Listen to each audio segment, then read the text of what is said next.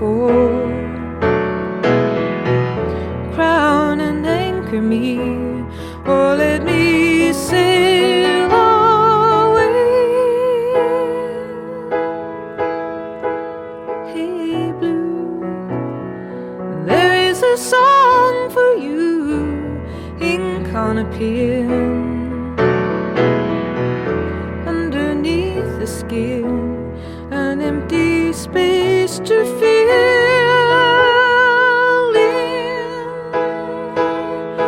Well, there's so many sinking now, you gotta keep thinking you can make it through these waves.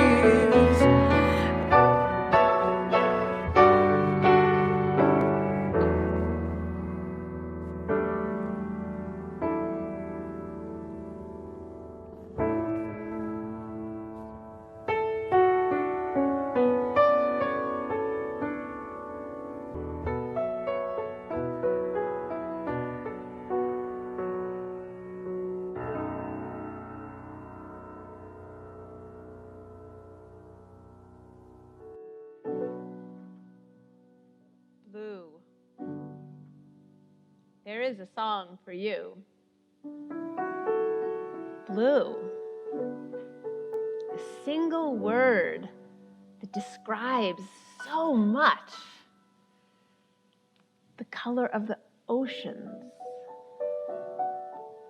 How you might be feeling this morning. I've been to sea before. Let me sail away. Blue, the vast Oklahoma sky. Blue, a period in Picasso's creative life. B.B. King sang the blues. George Gershwin wrote a rhapsody in blue. Blue, a single word, a genre, a color, a period, a mood, and a 10-song suite. A breakthrough album for Joni Mitchell in 1971. Thank you, Rick, for that. That album, called Blue, was a triumph, wrought from Mitchell's own pain and loss. You may or may not know that Joni Mitchell contracted polio at age 9. It was actually partly her disability that led her to be so creative with chords and tunings on her guitar. She was told she wasn't smart in elementary school and told to sit in the back. And she lost her daughter at a very young age because that daughter was born out of wedlock. Yet back when Mitchell started recording her own songs in her 20s, friends and critics wondered aloud and in print how one so young could sing songs so wise. They seem to have forgotten that at any age and in any age, life's enduring lessons are learned when we dare to examine our own experiences, the easy and the difficult ones. It's what Linda did and told us about in her story. She returned to that traumatic moment when too much was happening too quickly, which is the simplest definition of trauma that I can share with you, when too much is happening too quickly. And she had rightly been focused on her survival and the survival of her friends. She went back to receive the teaching or medicine of that moment so she could move forward in her life with more wisdom and awareness. Blue, a single word that describes so much. The album, Blue, is being celebrated and listened to this year 50 years, funny timing, Linda, 50 years after it was written, intimating there is something enduring or even eternal in those 10 songs. Mitchell writes, I was demanding of myself a deeper and greater honesty, the kind that enters people's lives and makes light bulbs go off in their head and makes them feel. That kind of work strikes against the very nerves of our lives, she said. And in order to do that, you have to strike against the very nerves of your own life. Blue. The song resonates today for many reasons. She sings, "There's so many sinking now. You gotta keep thinking you can make it through these waves." Many of us are feeling overwhelmed by the waves of our times. The headlines are relentless and difficult to read. COVID news, climate change news, a rapidly changing economy, and a sense of global chaos. There's smoke in our Tulsa skies from fires in the West. Hospitals are filling up and there are rising infection rates in our own city. And so I asked myself a question this week, a question I think a lot of us are asking ourselves these days. I asked, what will see us through this next period in human history? What is true blue for me that might also be helpful for others? And it turns out that the color blue itself has something to offer. Blue is the world's most popular color and the color that's most difficult for us to create. Mother Nature has an abundant supply of pigments for yellow and red and brown and black, but not for blue, it turns out. Blue isn't found in any prehistoric art at all, and the word blue comes late, mostly last, in the evolution of languages. Prized for its rarity, blue pigments come from azurite, lapis lazuli, cobalt, and indigo. The Greeks called indigo indicon, meaning the blue dye from India. And in some parts of India today, an infant will still have an indigo-dyed cotton cord threaded with painted blue beads attached to their wrists and ankles to protect them. That knowledge comes from a book called Color, A Journey by Victoria Alexander. It's a beautiful book. For thousands upon thousands of years, people the world over, from India to China to Mali to Mexico, have used wild and cultivated varieties of indigo to turn things blue. Azurite, lapis lazuli, and cobalt are all minerals, you may have noticed, but indigo is a weed, a wild plant, sometimes called the queen of all dyes. These facts I'm sharing feel more amazing when one understands this about indigo, that indican, the dye matter itself in the plant, inside the molecular structure of the plant, is invisible to our eye. It's only through a double chemical process of molecules being broken down in water and then reconstituted in air. The molecules have to be broken down in water and then reconstituted in air, that the chemicals in the green leaves that turn yellow in water turn blue in the air and turn cloth blue the world over, that beautiful blue. So it occurred to me this week while swimming around in Joni Mitchell's music and learning about how what is invisible inside the indigo plant becomes the color blue, all the while wondering about the fate of our country and the world, that what is eternal is like the color blue. What do I mean? I mean that the eternal, that which doesn't change because of climate or the prevailing political winds or rising COVID numbers, is constituted and reconstituted from the very stuff of our lives, even or maybe especially from the weeds in our lives. What is true blue, what we need to see us through whatever is coming next, will emerge from the very fibers of our beings, just as it does with plants. Just as it did with Linda and her friends on top of that mountain in Mexico, and just as it did with Deanna Terrell, mother-in-law of Sarah, our vocalist this morning. And thank you, Deanna, for giving me permission to share your story this morning. When Deanna's grandmother, her mother's mother, died, Deanna wrote a note to her mother after her loss. In the note, she said things you might imagine saying to someone when they've lost their mother. Deanna told her own mother how sorry she was. She shared some memories of her grandmother. She shared some of her sorrow and her sense of what her mom was losing. And she affirmed that her grandmother's lasting legacy was the love that she had given her family and her community. That love, Deanna affirmed, would live on through them and go on eternally, which is all well and really good. We say that at our memorial services, and I believe it's true, but the story doesn't end there. Deanna's grandmother died in 1993, and Deanna's mother died just 2 years ago in 2019. And before she died, Deanna's mom, who had received that note from Deanna 20 years ago, put the note that Deanna had sent to her in the top right-hand drawer of her dresser, just where she knew Deanna would be sure to find it after she died.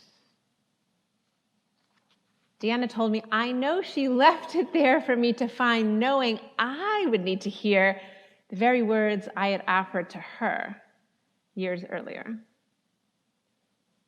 Things that are true blue are precious, not only because they're rare, but because they arise eternally from deep within the fibers of our beings and of our lives.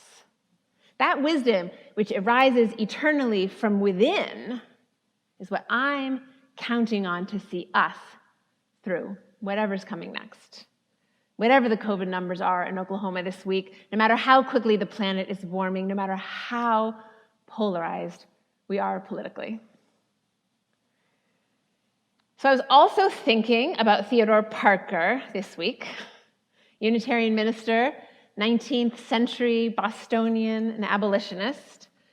I think Theodore Parker would have loved Joni Mitchell and her music, even though they lived a century apart. They were both realists who cared more about describing life as they actually experienced it rather than telling people what they wanted to hear about how life might be. Mitchell never tried to write a hit, for example, although people encouraged her to and tried to get her to. And Parker wasn't trying to be a transcendentalist, although he was deemed to be one after he preached an ordination sermon entitled The Transient and the Permanent in Christianity. In that sermon, Parker made the claim that even if Jesus had never lived, his teachings were still true. It was in 1841 that he wrote these words. Were all men Quakers or Catholics, Unitarians or Baptists, there would be much less diversity of thought, character, and life. There would be less truth active in the world than now. But Christianity is not a system of doctrines, but rather a method of attaining oneness with God. The truths that Jesus taught, he said, and the duties that grow out of them are always the same and can never change until creation vanishes into nothing. For saying that, Parker was asked to resign, he was shunned, and he was cast out by his Unitarian brethren. And so I wonder what you think of Parker's claim today. Does Jesus need to have lived for his teachings to be true? Or do we discover the heart of his teachings again and again and again in each generation, in each of our lives? While you arrive at your own answer to that question, I have another story I want to tell you this morning. A story about a time that I got lost in the woods, very lost. I too, like Linda, had headed out without proper gear later in the day, alone, thinking I wouldn't be gone too long. I knew the woods I was walking in pretty well, so I felt confident walking off the well-worn paths.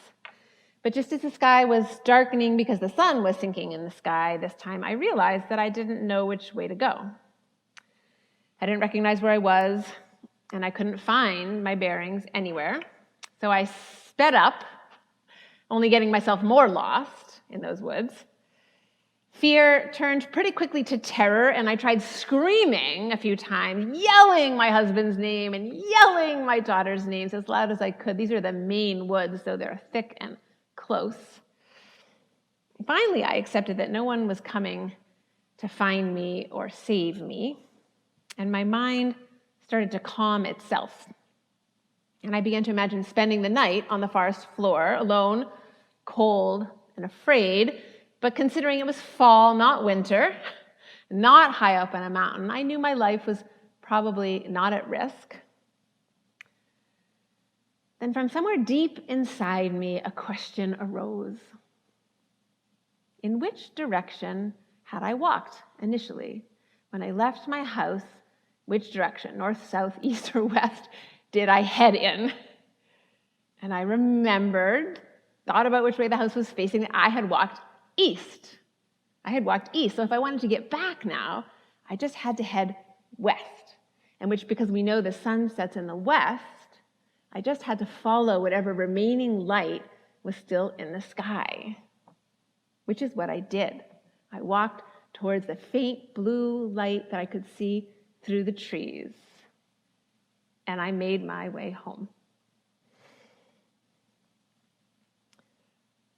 Rumi, the poet Rumi, says it like this. If God said, Rumi, pay homage to everything that has helped you enter my arms, there would not be one experience of my life, not one thought, not one feeling, not one act I would not bow to. So I asked myself a question earlier this week. What is true blue that I have faith in to see me and us through whatever's coming next? And I have a question for you after hearing that Rumi poem. How will you bow to your own experience as we face these challenges, these life and world challenges together? How will you harvest the medicine of your own life? As Linda shared an example from her life. Because it's true that we can't predict or control the future. Thank you, Reverend Davis, for those words in your prayer. But I do believe that we can be confident that insight and wisdom will emerge from within the very fibers of our being as we face the challenges ahead. Like the indigo plant, we will be broken down and then reconstituted into something more beautiful than what we were before, if we let ourselves be. Joni sings, I've been to sea before, crown and anchor me. Crown and anchor me. I choose to anchor myself in this community because my life experiences show me that I am stronger with you than alone, and that we are stronger together than apart. And I wear like a crown. I love this image. Thank you, Joni Mitchell. The awareness that help is always available from unseen forces and unknown places, because help has shown up in my life at times and in ways I least expected it to. Just as invisible blue lies waiting to be found inside the green leaves of the indigo plant. On this, Parker and Mitchell agree. They both explored their own lives relentlessly in order to arrive at the truth of their own experiences, trusting that telling the truth would translate and become meaningful for others. Parker prayed, God, send us a real religious life which will make us better people. And Joni wrote, if you see me when you listen to a song, then I've failed. But if you listen and you begin to feel things and understand things about your own life, then the music and the song has done its job. blue. A single word that describes so much. This summer, Blue topped NPR's music list of the 150 greatest albums made by women. Joni Mitchell's artistry and success is being recognized. She celebrates the times when her songs have allowed people. There's a great story she tells about a teenager who comes out to their parents after listening to one of their songs. That she celebrates those times her songs have allowed for transformation in people's lives. She will receive a Lifetime Achievement Award at the Kennedy Center this December, which is wonderful and also transient, not permanent. And nor was it ever her goal to be famous. It's her teachings that are eternal. And she's still living the truth she was trying to teach us all along. The truth that what we seek may be invisible, nevertheless, we carry within us what we need to face the challenges ahead.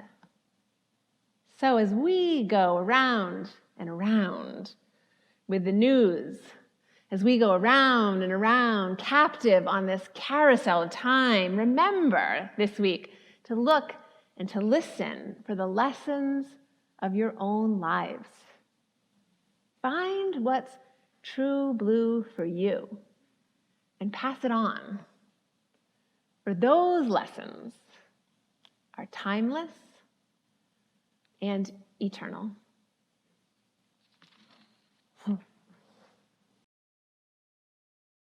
Thank you for joining us. For 100 years, All Souls in Tulsa has been a beacon of this free faith.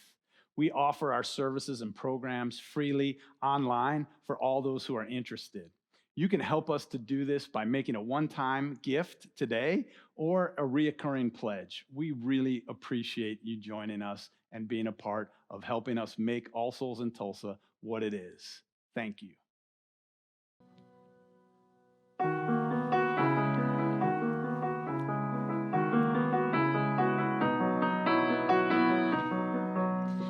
Yesterday, a child came out to wonder,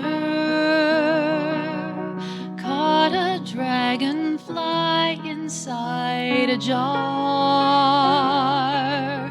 Fearful when the sky was full of thunder, and tearful at the falling of a star.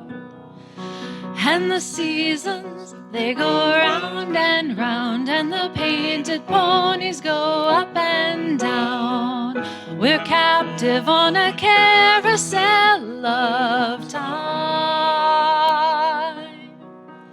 We can't return, we can only look behind from where we came, and go round and round and round in the circle game.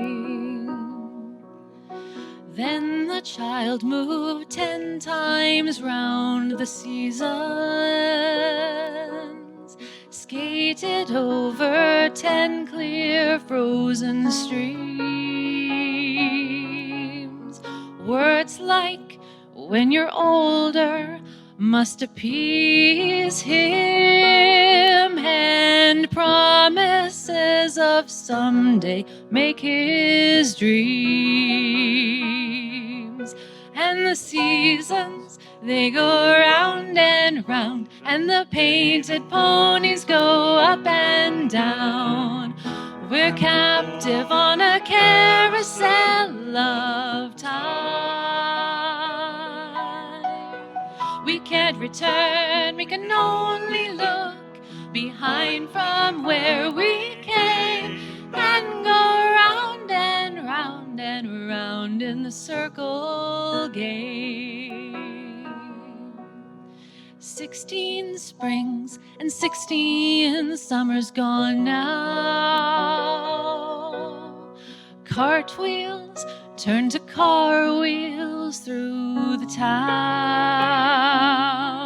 and they tell him, take your time, it won't be long now till you drive drag your feet to slow the circles down.